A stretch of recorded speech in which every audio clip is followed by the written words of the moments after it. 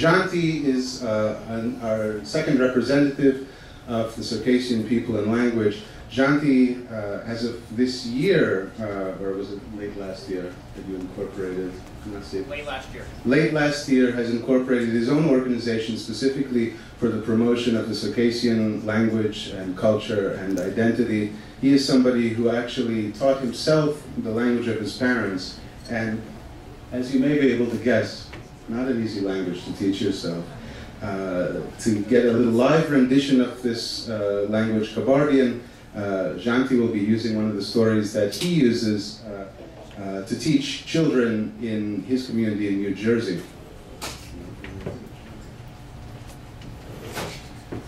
Jonty Yamisha, Yada digat, Yana digat, Anash, Sisibonja, Sisadios. Yathasish Yapacha digat as they subsatam. I was a mouth of worm, Wodjum Sisinakum Siswash, Sasash, Mark of worm, Sisiana Delpizas, Sashon Supesh, Arashi, Sisiana Delpizal, Sisizakos as Lashash. My name is Jonty Yamisha. I was born here in the United States. My mother and father are Circassian, and I guess that makes me Circassian. I'm a little nervous tonight. About 3 years ago, I didn't speak a word of Circassian. One day I looked in the mirror and I said, I'm going to teach myself, and I did. And that's what I just said in Circassian. We're running late on time tonight, so I'll be quick, but before I jump into this little presentation here, I want everyone, because Daniel's just too modest to promote himself, I want everyone to really think hard about what we're here to do tonight. Languages are the soul of any nation. Languages are the medium of transfer by which oral histories are passed from one generation to the next. And if any amongst you were to see a work of art in the streets, falling apart, none of you would think twice before stepping in and preserving that piece of art. Likewise, if any of you saw a child starving in the streets, none of you, I'm certain, would think twice about jumping in and helping that child.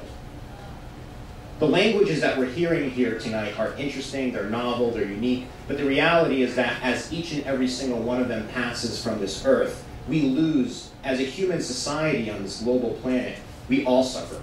Right? The fact that my language is endangered has no direct impact on most of you here this evening, but the reality is that once this language passes from this earth, the knowledge, the history, the richness of the human condition goes down just a little bit. Right? Today, we don't know how the pyramids were built because the language that captured that knowledge is no longer amongst us. So I just want everyone to think about that before they leave this evening and really think hard about supporting what we're all here today to discuss and to do. I'm going to give a really brief introduction. I'm going to spin through this. This is not an introduction to the alphabet. That was a little oversight on my part. My organization is the Nassip Foundation. Nassip is actually a loan word from Arabic. It means fate. It doesn't translate accurately to fate because it's a combination of fate and God's will. My people use it predominantly to mean happiness. And so the foundation that I established is the first of its kind to exist in North America.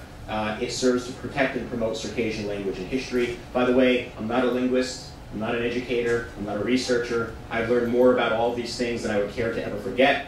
I work in finance and as a consultant, so I've applied a lot of those to what I try to do on a day-to-day basis. We can go to the next page. In brief, what is Circassian? I want you all to learn Circassian. Circassian is probably one of the most ancient languages on the planet. From what I've read, it's somewhere between 800 to 2200 years old. Nobody's quite sure. What's remarkable is that in all that time, up until 1918, it lacked a formalized alphabet. So it's remarkable that the oral histories that exist today are still continued, that still exist, despite the fact that it lacks this oral written language. What's really remarkable is that I myself, I'm a fourth generation diaspora. 4 years ago, for the first time in my life, I went to my ethnic homeland, and the phrases that people there say are identical to the phrases, old sayings, proverbs, that my father uses. And my father's never stepped foot in that land, and he's never read any of these proverbs in a book, and yet they still exist. which is remarkable. Circassian is comprised of two dialects. There's the Western or Endangered dialect, and there's the Eastern or Kabardian dialect. That's the dialect that I speak and that you've heard this evening and that you will continue to hear. It's the better dialect.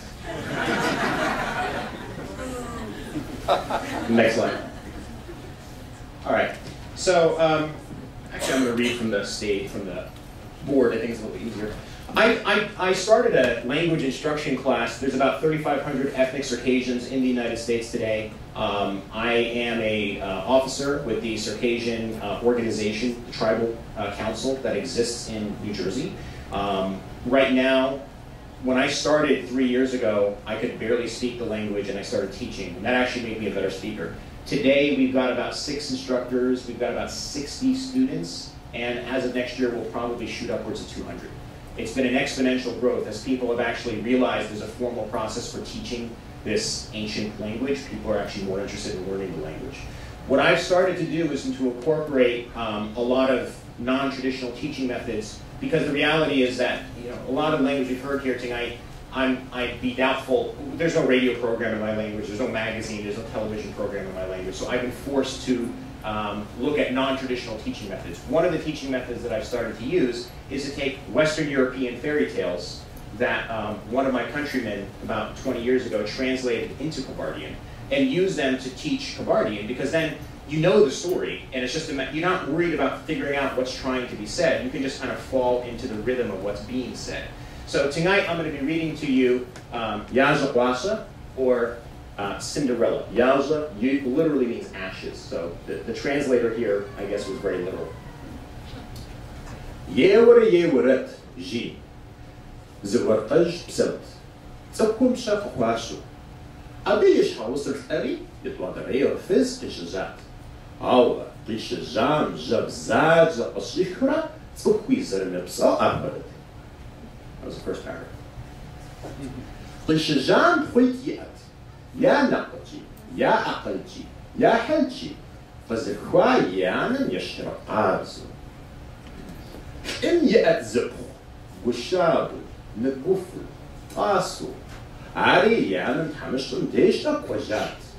Abi yanan nakhra nakhdakra, nakhtukufra, tunem zukhubs tetakhra.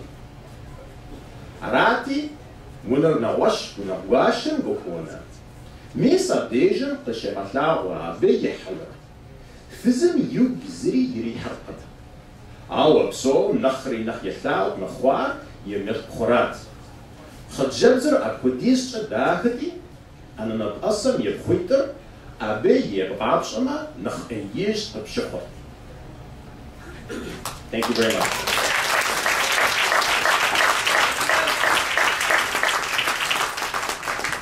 Up until about 90 days ago, I couldn't read most of that, and I would have had a huge struggle pronouncing most of those sounds. So for anyone who is a descendant of somebody who speaks a dying language, anything's possible.